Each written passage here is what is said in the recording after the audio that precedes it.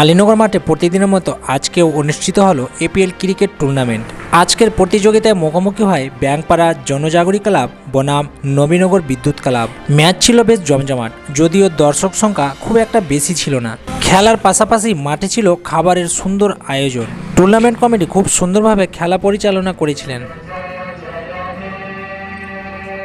প্রতিদিনের মতো আজকেও আলীনগর মাঠে এপিএল ক্রিকেট টুর্নামেন্ট খেলা শুরু হয় জাতীয় সঙ্গীত শ্রবণের মাধ্যমে। জাতীয় সঙ্গীত শেষ হতে আনুষ্ঠানিকভাবে আরম্ভ হয় আজকের প্রতিযোগিতা। প্রতিদিনের মতো আজকেও জাতীয় সঙ্গীত শেষ হওয়ার পর দুই দলের খেলোয়াড়রা একে অপরের সঙ্গে আপ্যায়নের মাধ্যমে প্রতিদিনের মতো টুর্নামেন্ট কমিটির সদস্যের সঙ্গে হাত মিলিয়ে খেলাটি আনুষ্ঠানিকভাবে আরম্ভ হয়।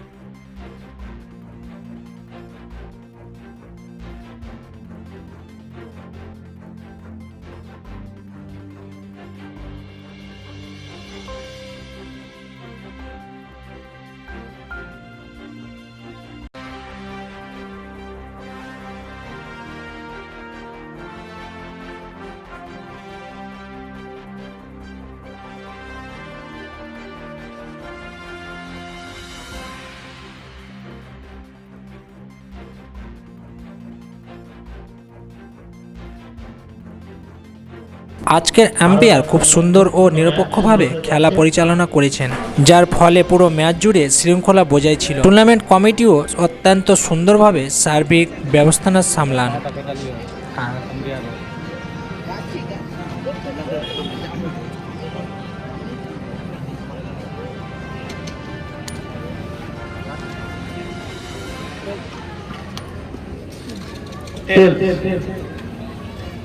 টসে জয়লাভ করেছে ব্যাংকপাড়া জনজাগরী ক্লাব। জেনে নেব প্রথমে টসে জিতে কি করবে। প্রথম আজকে জেলা বাংলা সিদ্ধান্ত চেঞ্জ করেছে, ফিল্ড করার সিদ্ধান্ত নিয়েছে জনজাগরী ক্লাব। কত রানের মধ্যে বেঁধে রাখতে পারলে তোমার মনে হয় আজকে সহজেই তারা এই রান করতে পারবে? 120 রান এর মধ্যে রাখবে। ধন্যবাদ। এবারে আমরা বিদ্যুৎ ক্লাবের অধিনায়ক, কত রান করতে গেলে তোমাদের সবকিছু মাথায় রেখে রান কিন্তু তৈরি করতে হবে, কারণ গ্রুপের খেলায় টিকে থাকতে হলে একটা বড় স্কোর তৈরি করতে হবে। কত রান করলে আমার মনে হয় দ্বিতীয় রাউন্ডে জায়গা করার জন্য সুযোগ যদি থাকে তাহলে সে কাজটি হবে তোমাদের। আমরা চেষ্টা করব 150 বা 60 করার জন্য।